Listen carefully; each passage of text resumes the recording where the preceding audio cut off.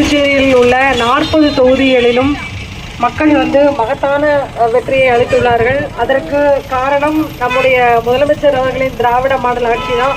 மக்கள் அனைவரும் இந்த திராவிட மாடல் ஆட்சிக்கு அளித்த பரிசாகவே இதை கருதுகிறோம்.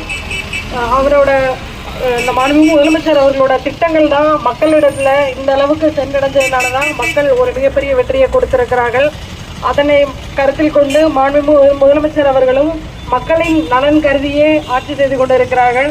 இப்போது கூட இந்தியா டுடேல முதல் 10 முதலமைச்சர்கள் பட்டியலில் நம்மளோட மாண்புமிகு முதலமைச்சர் அவர்களோ பேரோ இடம்பெற்றிருக்கு.